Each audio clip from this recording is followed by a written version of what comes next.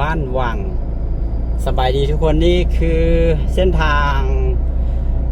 11หรือว่าเส้นทางหลวงแห่งชาติหมายเลขที่11เนาะอยู่ที่เมืองมืนแผงเวียงจันทร์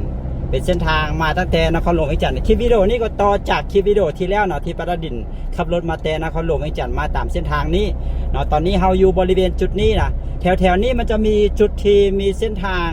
เชื่อมเข้าไปหาตัวเมืองมืนเนาะแถวนี้ก็ขึ้นกับเมืองมืนแหละเป็นพื้นที่ของเมืองมืนแผงเวียงจันทร์เนาะแต่ว่าเราจะเข้าไปที่ตัวเมืองมืนเนาะจากนี้เข้าไปที่ตัวเมืองมืนหั่น30 กิโลเมตรเนาะมีทางเข้าอยู่2จุดอยู่ทางหลังเฮาก่ายมาแล้วจุดหนึ่งเนาะแล้วก็เมืองมืนเข้าไปนี่ปะเข้าไปนี่ปะแมนปะน่าจะแมนที่บอกเห็นเมื่อกี้เห็นป้ายเนาะเมื่อกี้นี่เราผ่านมามีจุดหนึ่งที่เป็นทางเข้าไปเนาะแต่ว่าป้าดำคิดว่าย่านแต่ทางมันบอดีบอลหรือจังใดนะเขาก็เลยว่าอันนี้แมนถ้าพูดแมนอย่างก็อ๋อมีด่านสากลนำไว้อยู่นี่อ๋อมีด่านสากลนำไว้อยู่นี่เดี๋ยวป้าดำจะลองขับรถหน่อยนึงเด้อ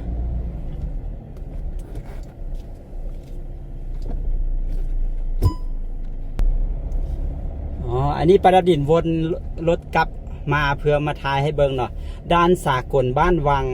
สนาคาม40 กิโลเมตรนครหลวงเวียงจันทร์99 กิโลเมตรเนาะจากนี้ไปหานครหลวงเวียงจันทร์นะด้านสากลบ้านวังอ๋ออยู่นี่มีด้านสากลน้ำวะอ๋อหากก็ฮู้ว่ามีด้านสากลอยู่นี่เนาะโอ้มีด้านอยู่นี่นำเดี๋ยวเราจะไปที่เมืองมืนเนาะเราจะไปที่เมืองมืนมีทางเข้าอยู่หลายทางเลยนะทางเข้าไปบ้านเมืองมืนนะเข้ามาตามเส้นทางหมายเลขที่11นี่แต่ว่าจุดนี้ฮันแปลกอยู่อย่างหนึ่งก็คือมีทางปลูกคอนกรีตน่าจะเป็นโครงการที่เป็นด้านสากลบ้านวังนี่บอกอ๋อเป็นด้านสากลนั่นแสดงว่าสามารถใช้พาสปอร์ตข้ามไปข้ามมาได้นี่ในอนาคตอาจจะมีการเฮ็ดขัวอยู่นี่เลยป้าดาคิดว่าในอนาคตต้องมีการเฮ็ดขัวข้ามน้ำของอยู่นี่แหละ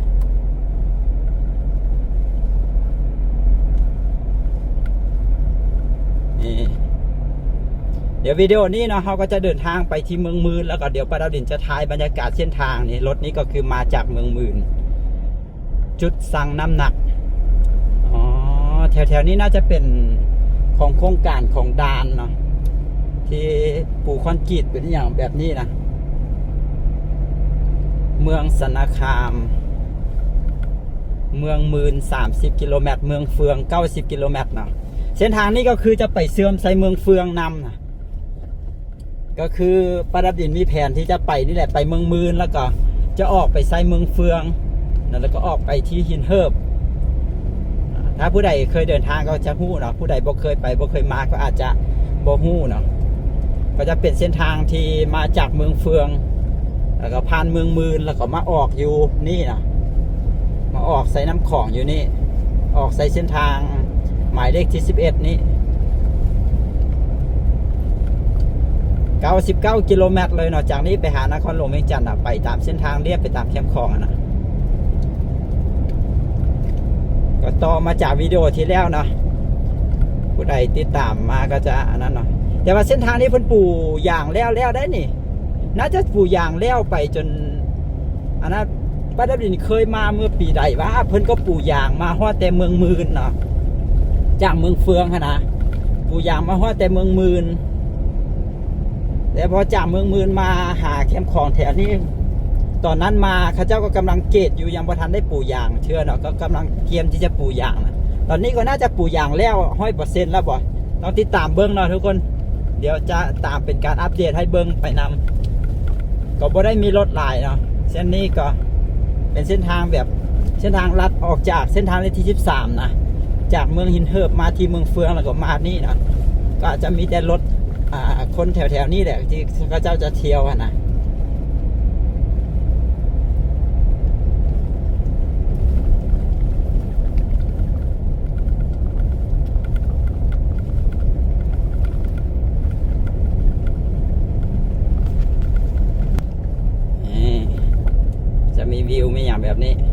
าขับรถมาจากนครหลวงไม่จัดนะเอามาเรื่อยๆเรื่อยๆกับประมาณ100 กิโลเมตรเลยเนาะ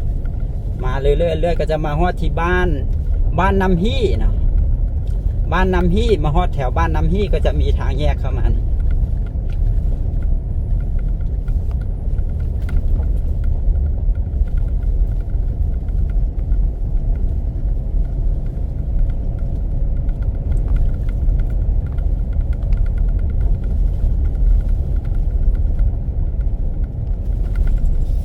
เดี๋ยวจะไปเรื่อยๆแล้วก็ถ่ายบรรยากาศให้เบิ่งไปเรื่อยๆได้ว่าจะเป็นจังไดเส้นทาง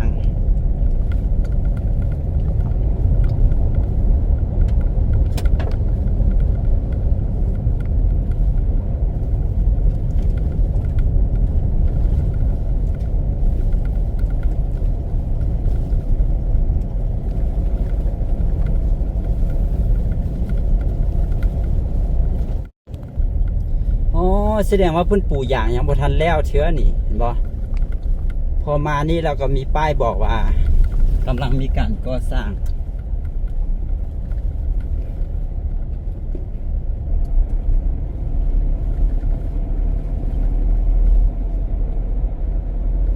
ถ้าเขาเข้าอยู่บอนบ้านน้ำฮี่นะ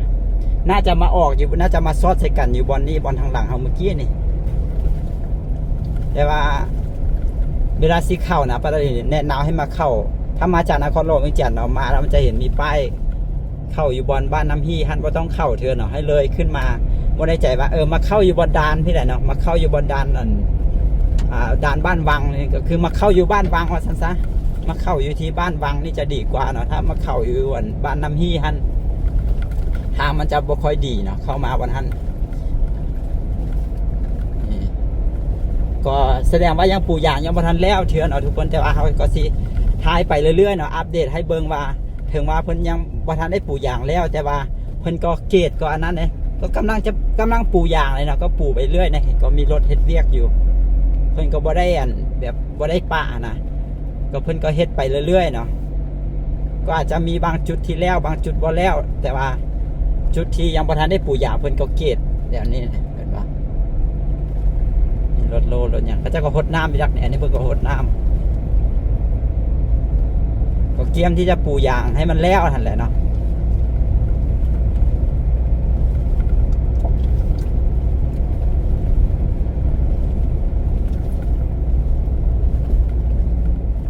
นี่กำลังแปลงอยู่เพิ่นน่าจะพักบ่ช่วงเวลานี้11 โมงคักอย่างนึงก็คือบ่ค่อยมีรถนะมีแต่เฮาเห็นป่ะก็จะขับไปสบายๆอยากให้ฝนตกลงมาไปปล่อยสินะความสิคักสมเย็นดี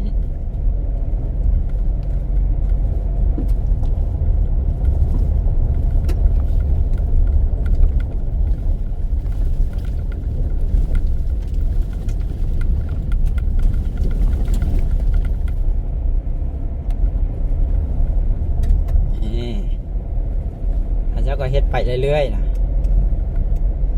ถึงว่าปู่ยามบ่แล้วก็เดินทางก็สะดวกสบายนะแต่ก็ต้องติดตามได้เขาหาก็เข้ามา30 กิโลเมตรเนาะไปฮอดเมืองมืนแล้วก็จากเมืองมืนไปหา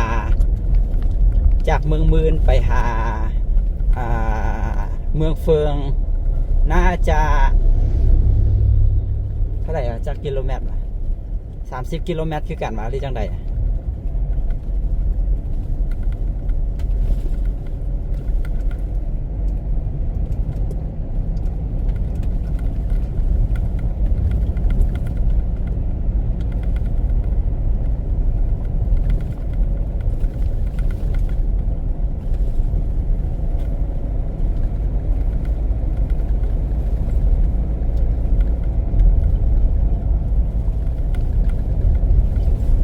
นี่ปูแล้วไหม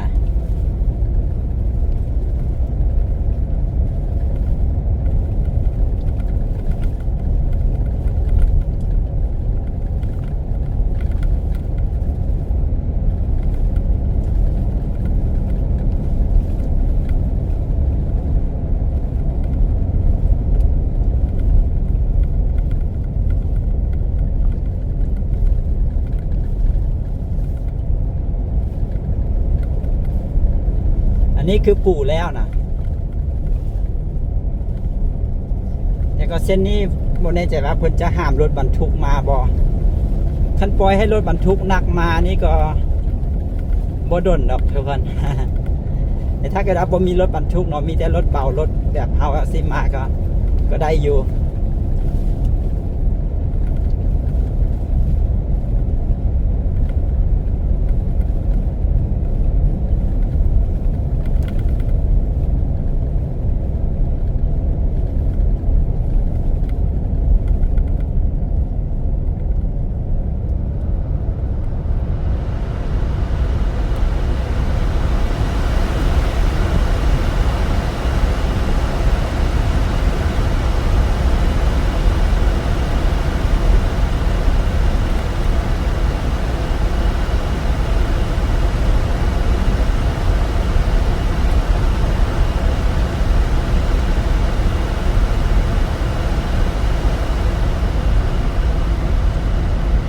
เมืองมืนนี่เขาเจ้ามี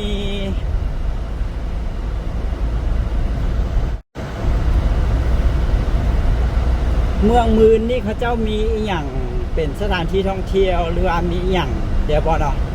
ผู้ใดอยู่เมืองมืนหรือว่าผู้ใดรู้จักเมืองมืนดีฮะนะที่เบิ่งวิดีโอนี้ก็ลองคอมเมนต์บอกกันได้นะว่าเมืองมืนท่านมีสถานที่ท่องเที่ยวใส่แน่แล้วก็มีอหย่างที่แบบที่น่าไปเบิ่งน่าไปเที่ยวฮะนะปาดดินก็บ่ค่อยฮู้กันเอาการมาเมืองมืนก็น่าจะเป็นเทื่อที่สองน่าจะเป็นเทื่อที่สองของปาดดินในครั้งนี้แหละที่มาตอนนั้นมาก็คือว่าอะไรนะว่าเส้นทางนี้เพิ่นยังเฮ็ดบ่ทันอันนั้นเทื่อแต่แถวนี้เพิ่นก็น่าจะเฮ็ดมาแล้วมาได้ระยะหนึงแล้วนะเบิ่งมีต้นหญ้าต้นหยังออกมาตามแคมทางแล้วก็บ่แน่ใจว่ามีหยังบ่อยู่ที่เมืองมืนน่ะนะมีสถานที่ท่องเที่ยวอย่างเดียวก็บ่แน่ใจนะส่วนหลายคนก็จะไปแต่เมืองเฟืองไปฮอดแต่เมืองเฟือง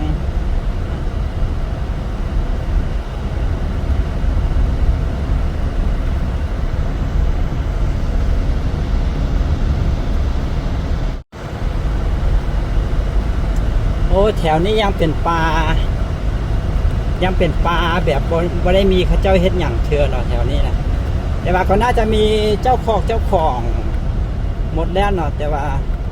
บ่เห็นเขาเจ้าเฮ็ดหยังได้ป่าเป็นป่าไว้ซื่อๆที่ผ่านมาแถวเมื่อกี้นี่เห็นเขาเจ้าปลูกมันต้นเนาะแถวนี้อาจจะไกลจากบ้านบ่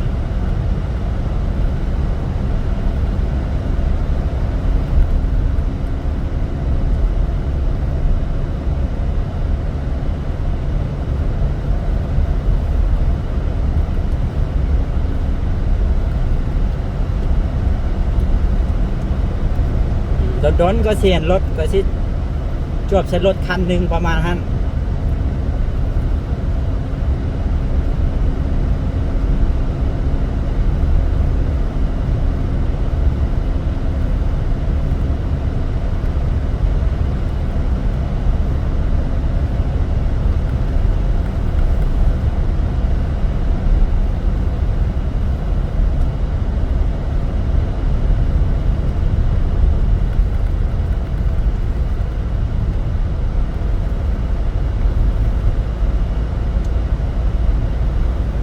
มีขึ้นภูนำได้เนี่ย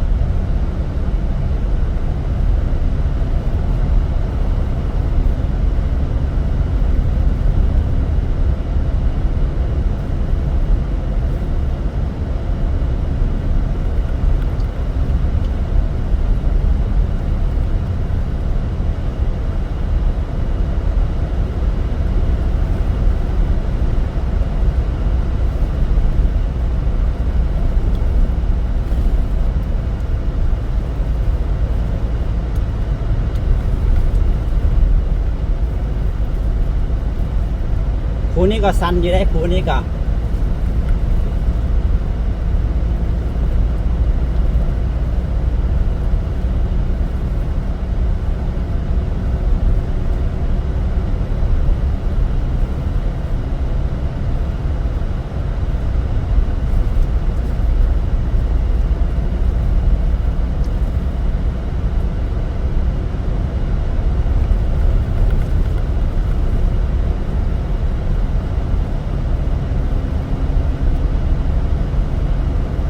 ส่วนใหญ่เป็นปลาไม่ไผ่ไม่ซางบ่หลายแท้หลายว่าหน่อไม้อันนี้นะเห็นไหมเป็นปลาไม้อันนี้ไม่ปองบ่น่าจะเป็นไม่ปองหรือไม่อย่างเห็นไหมแถวนี้เป็นปลาไม้อันนี้หมดเลยเนาะยามกินนอมาคือสิมีนอหลายขนาดเลย เพราะว่าเป็นปลาไม้อันนี้หมดเลยไม่ปอหรือไม่ซางหรือไม่อย่างนี้แหละไม่ปองหรือไม่ไผ่ไม่ซางไผ่บ่ไม่แน่ใจว่าเจ้ากินนอมันบ่ไม้ตัวนี้น่าจะกินเลยนะแต่ว่ามันก็จะมีนอแบบประเภทจะต้องต้มดนๆมันจึงจะกินได้นะมันหึนมันอย่างไม่แน่ใจว่านอนี่เป็นอะไร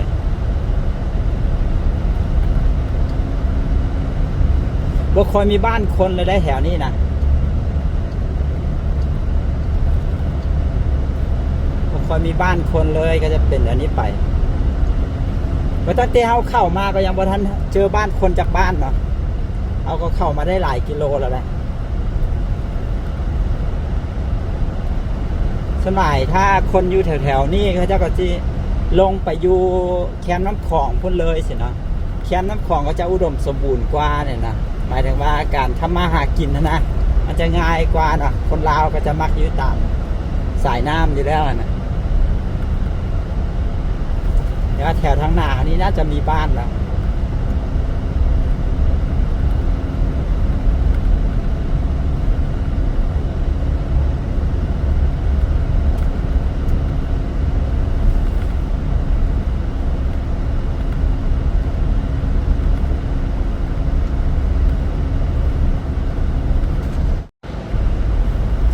น่าจะเป็นบ้านคนแล้วนี่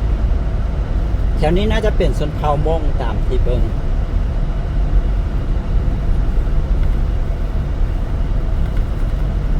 นี่เป็นบ้านทมิตรเที่ยวเข้ามาแล้วมีบ้านพลต้องเฮ้ยบ้านโนนต้องชื่อว่าบ้านโนนต้อง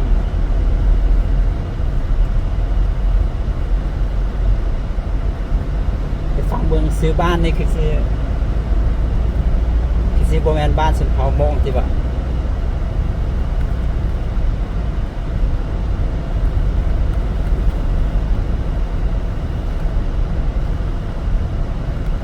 โอ้เคยเจ้าไถปลูกอย่างหู้บักหลายแถวนี้ก็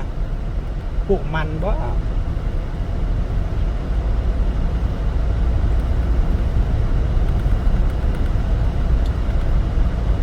เดี๋ยวสังเกตเบื้องเฮือนก่อนว่าน่าจะแมนพี่น้องชนเผ่าใด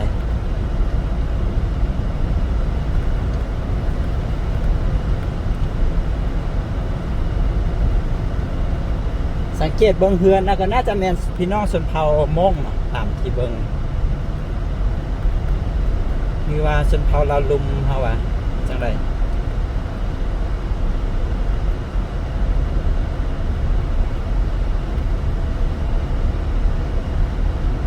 หรือว่าชนเผ่าขมุว่าแน่ใจคือกันเนาะ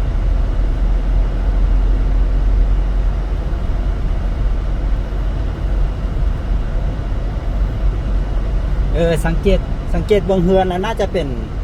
พี่น้องชนเผ่ามงแท้น่าจะเป็นหมู่บ้านของพี่น้องชนเผ่ามงแต่ก็จะอาจจะมีผสมผสานกันอยู่เนาะมีห้านขายอาหารการกินได้แถวนี้นะน่าจะเป็นบ้านใหญ่เลยคิดว่า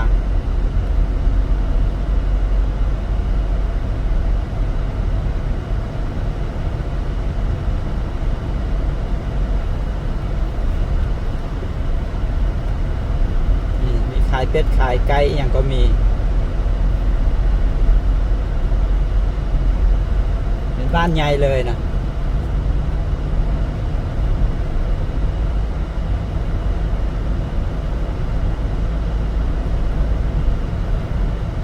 บ้านนาบัว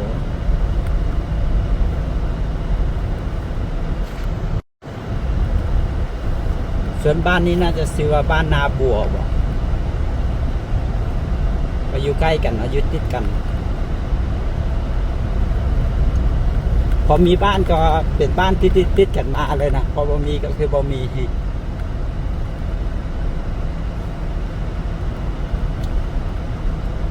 บ้านนี้ก็น่าจะเป็นบ้านของพี่น้องชนเผ่ามงเช่นเดียวกัน สังเกตจากเฮือนนะ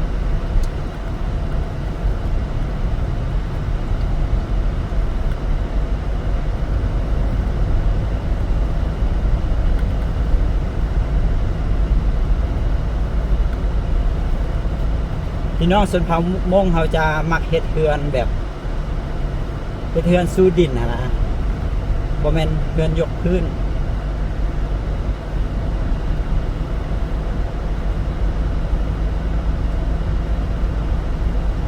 เวลาฤดูหนาวมากก็อุ่นได้เนาะเขาอยู่กับดินนะอยู่ติดกับดินนะเวลาอากาศหนาวก็อุ่นเวลาอากาศร้อนก็เย็นพอเวลาอากาศหนาวแล้วดินจะตอนสวยแล้วนี่ดินจะเก็บความอุ่นไว้เนาะแล้วก็ตอนอากาศเย็นตอนกลางคืนเนี่ยมันจะปล่อยความอุ่นออกมา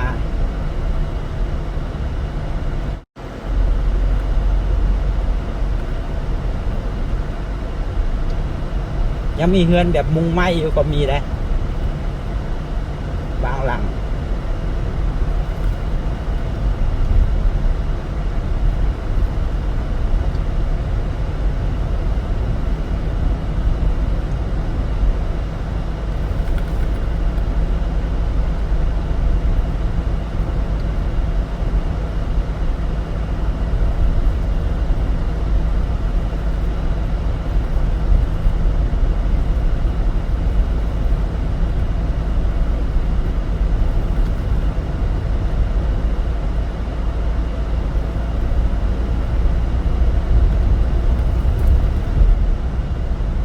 โอ้บ้านใหญ่เลยนะบ้านยาวมา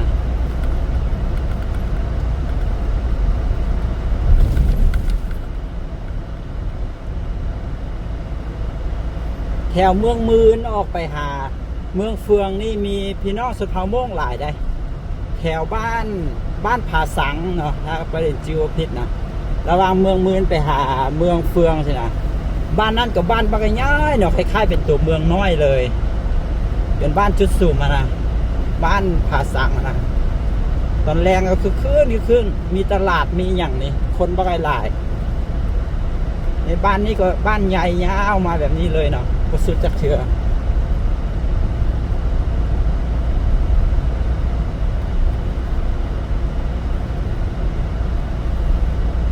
พี่น้องชนเผ่ามง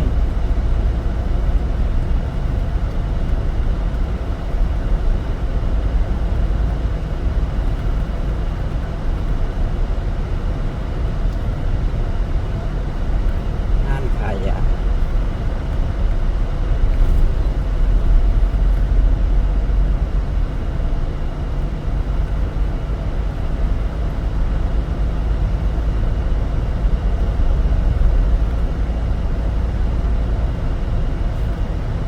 อ๋ออันนี้บ้านน้ำเพลินบ่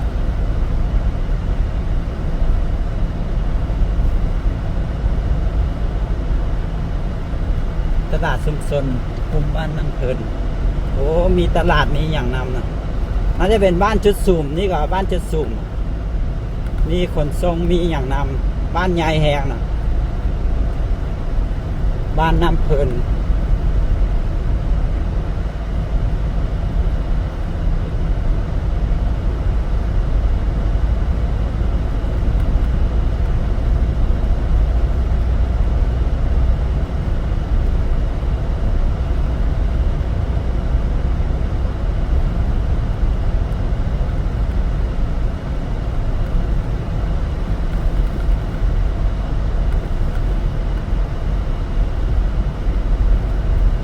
มีห้านตัดผม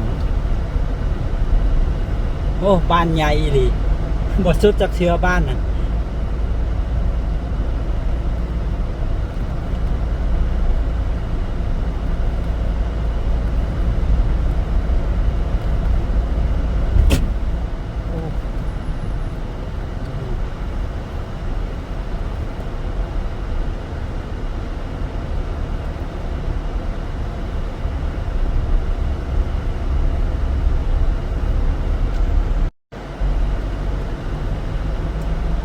โอ้ใหญ่อีหลีบ้านนี่นะใหญ่ยาวอีหลี โอ้ประสุดจากเทือไหมโรงเรียนปฐมสมบูรณ์บ้านน้ำขึ้นเป็นบ้านยาวไปตามเส้นทาง แล้วก็เข้าไปในนี่ก็เป็นบ้านเข้าไปได้เนี่ยเห็นมีหลังคาเฮือนเต็มไปหมดเลยแถวในนะ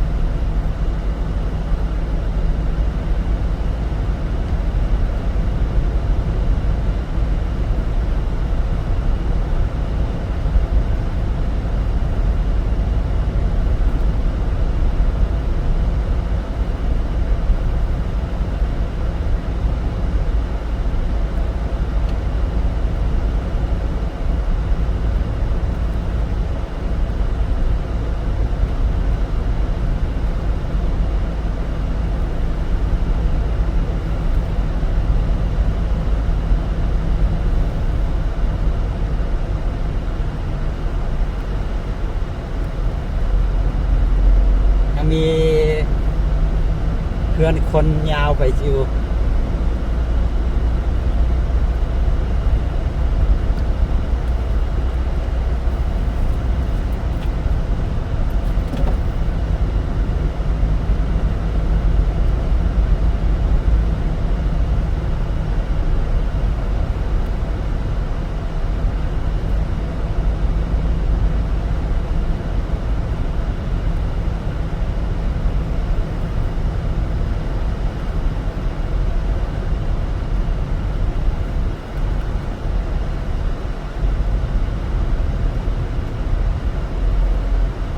แถวนี้ถือว่าเป็น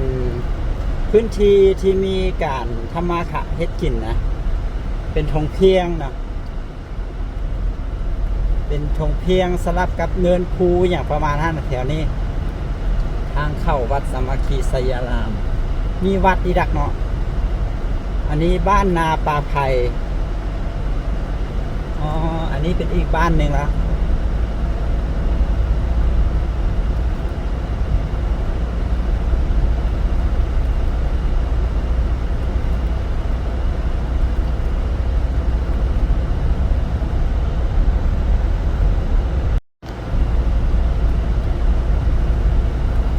เอาโบแมนเฮาฮอดแล้ววะโบแมนเฮาฮอดตัวเมืองมืนแล้ววะงงอยู่เบิ่งคือว่ามีสำนักงานมีอย่างใหญ่ๆใช่ไหมอาจจะฮอดละตีนี่โอ้ฮอดแล้วแท้นี่ โอ้อยู่ๆก็มาฮอดตัวเมืองมืนสมพอแล้วมีบ้านใหญ่ยาวมาเรื่อยๆเนาะนี่สำนักงานปกครองเมืองมืนนี่อันนี้นะสำนักงานปกครองเมืองมืนโบแมนกล่องบัญชาการปกสเมืองมืนแขวงเวียงจันทน์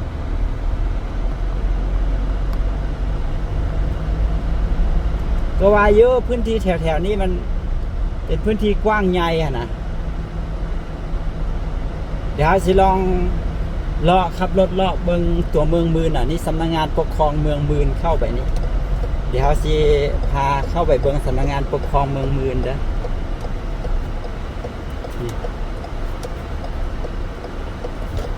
สำนักงานปกครองเมืองมืน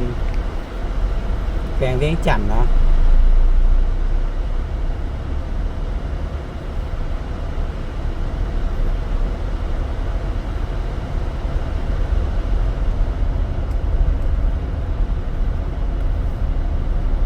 ก็จะเป็นเส้นทางตัดไปตัดมาแถวนี้ทางหน้านี่จะเป็นสำนักงานปกครองเมืองมืนห้องว่าการปกครองเมืองมืนมือประเด็นมานี่เป็นมือพักนะเป็นกระบอกเห็ดเวียก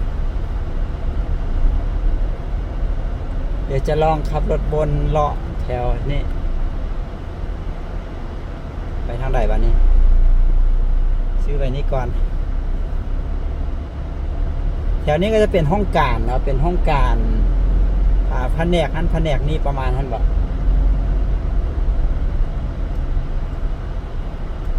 ถ้าเป็นตัวเมืองก็จะเป็นประมาณนี้ตัวเมืองมืน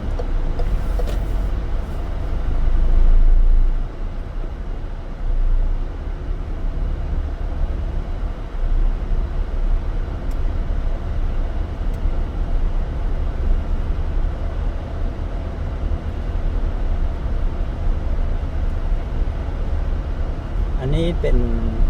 ศูนย์ฝึกวิชาชีพและไอทีและ ICT ไปทางใดวะนี่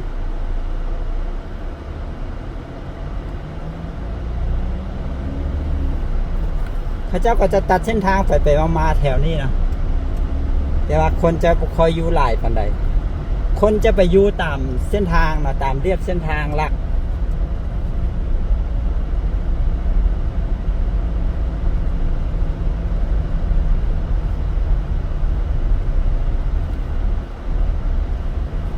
ประมาณนี้อันนี้ก็คือตัวเมืองมืน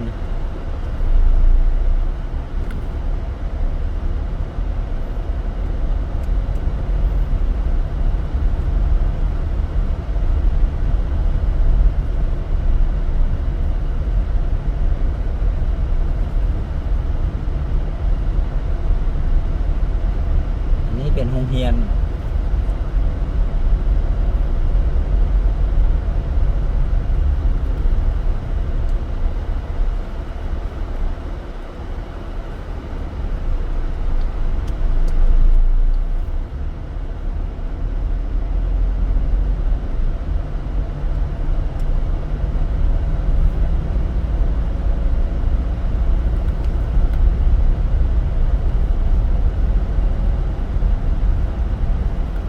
อันนี้มันเป็นจุดที่เพิ่นขยายแล้วก็ตัดเส้นทาง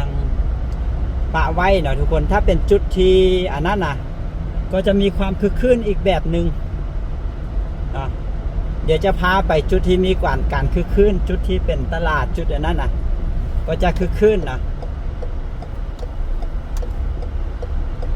อันนี้เป็นแบบเขาเจ้าอันนี้เป็นบ้านไม้นะเป็นพื้นที่จัดสรรไม้นะของตัวเมืองอะนะคนก็จะไปอยู่กันแถวตลาดพุ่นแหละจะหลาย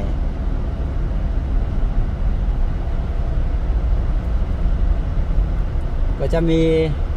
เส้นทางตัดไปตัดมาตัดไปตัดมาแถวนี้เนาะก็เป็นแบบเท่าไรก็เป็นผังเมืองการจัดสรรผังเมืองป่าไว้ประมาณท่านเพิ่นก็ปูอย่างทุกเส้นทางเลยได้นี่อย่างทุกเส้นทางเลยนะ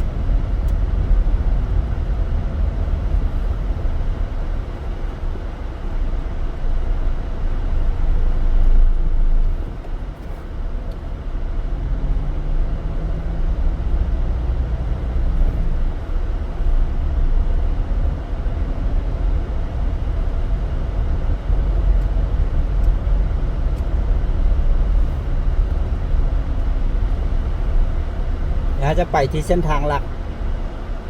อันใดคือเส้นทางหลักโอ้กว้างใหญ่เลยได้นี่แบบคนตัดเส้นทางปะไว้นะลายเลยกว้างเลยนี่ขี่รถเลาะไปโอ้ว่าเส้นไหนเป็นเส้นใดไปเส้นใดแล้วอันนี้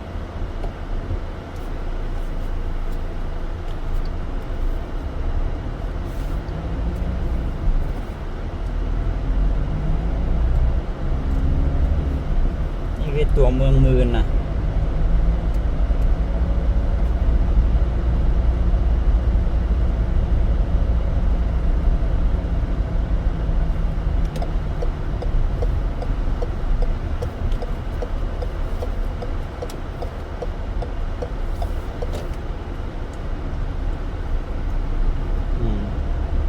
แล้วกลับมาเส้นทางหลักนะนี่คือเส้นทางหลักเดี๋ยวจะไปตามเส้นทางหลัก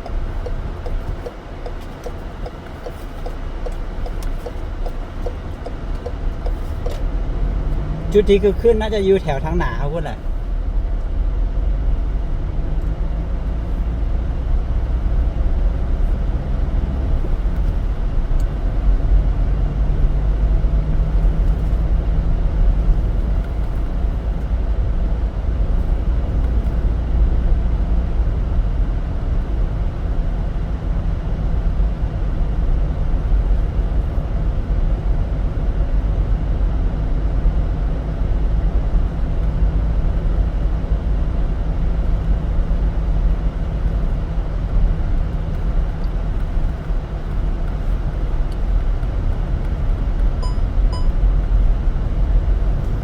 ริ่มในแถวนี้ไปเนาะคนจะอยู่หลายแล้วจะคือคืนจะเป็นเพิ่มมันก็เป็นบ้านเป็นตัวบ้านตัวเมืองเก่าที่คนอยู่มาดนนานแล้วนะคิดว่าเลยส่วนแถวที่บรินขับรถเข้าไปเลาะเมื่อกี้ท่านจะเป็นโซนที่เพิ่นจัดขึ้นมาใหม่นะโซนที่เพิ่นขยายเส้นทางแล้วก็จัดสรรตัวเมืองใหม่นะคนก็เริ่มไปอยู่แล้วแต่ว่าก็บ่หลายนะส่วนแถวนี้คนก็น่าจะอยู่มาดนแล้ว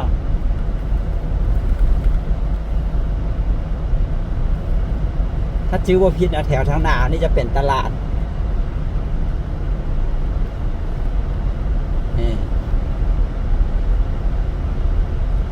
แถวนี้ก็จะมีความคึกคืนมีความเป็นตัวเมืองแน่นะเป็นเขตเป็นย่านธุรกิจอาซาเป็นเขตทำมาค้าขายเมื่อกี้นี่ที่เราเข้าไปท่านจะเป็นเขตที่อยู่อาศัยประมาณนั้นนะ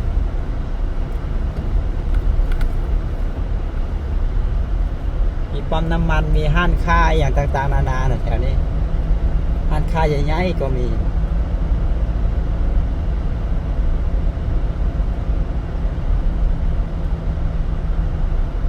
เพราะมีห้างอาหารที่เป็นตูบแล้วมุงด้วยไม้ไผ่ก็มีแถวใจกลางตัวเมืองนะนี่ก็คือขึ้นอยู่ได้ตามภาษาเมืองน้อยนะนี่จะเป็นคิวรถอันนี้เป็นคิวรถมีธนาคารมีอย่างมีบิงซูก็ยังมีนะเมื่อกี้นี่เห็นมีบิงซูก็ยังมี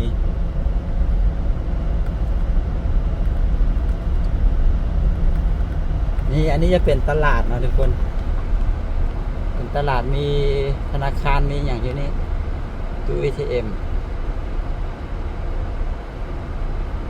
ในนั้นก็จะเป็นตลาดขายเครื่องขายอย่างนั้นอันนี้จะเป็นแถวทางหน้าตลาดนะโอ้เป็นเฮ็ดตลาดใหม่แล้วนี่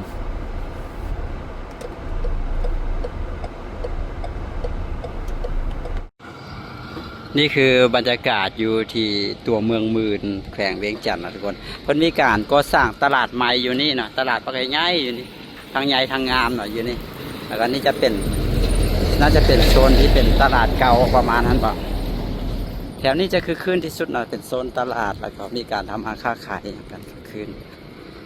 จริงรถโดยสารด่วนอยู่นี่ก็มีนะแต่ว่าเขาเจ้ามีคิวรถอยู่ทางพุ่นนำ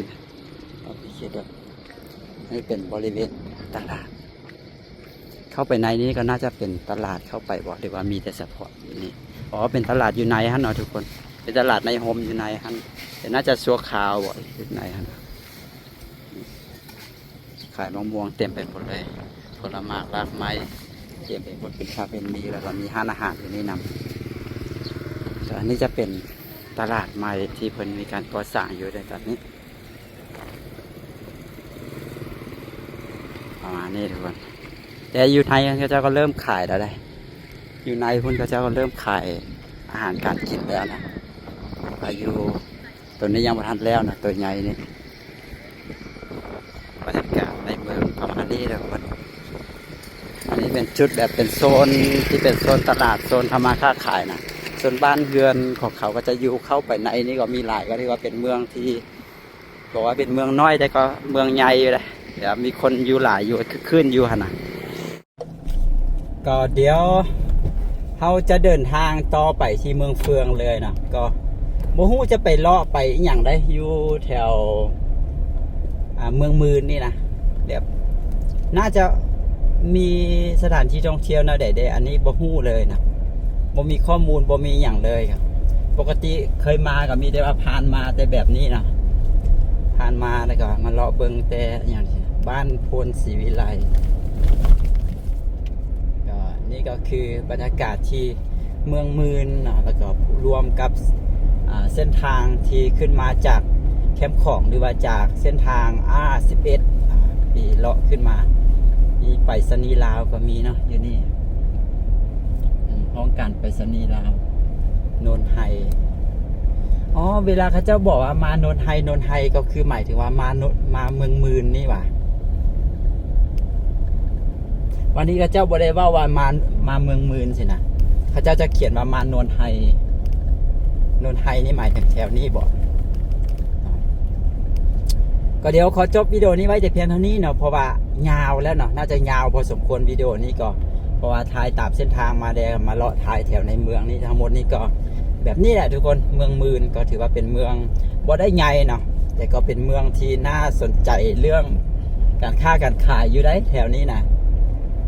ไปพบกันวิดีโอต่อไปเนาะเดี๋ยววิดีโอต่อไปป้าดารินก็จะรอถ่ายบรรยากาศลองเก็บภาพบรรยากาศตามเส้นทางที่จะไปสู่เมืองเฟืองให้บรรดาทานได้เบิ่งกันนะก็ไปติดตามกันวิดีโอต่อไปช่วงนี้ก็พอดีเนาะเที่ยงมือพอดี12 โมงตอนนี้อากาศร้อนบ่ฮู้ว่าสิรอถ่ายนั่นแหละได้เนาะถ้าตอนสวยอากาศร้อนหลายมันก็ถ่ายภาพก็บ่ค่อยงามแล้วมันก็ร้อนจังได๋ฮู้นะถ้าอาจจะเป็นตอนเช้าตอนแรงจะถ่ายภาพงามนะก็บ่เว้าอย่างยาวแล้วเนาะจบไปแต่เพียงเท่านี้เด้อมีอย่างผิดพลาดประการใดก็ต้องขอโทษขออภัยสบายดี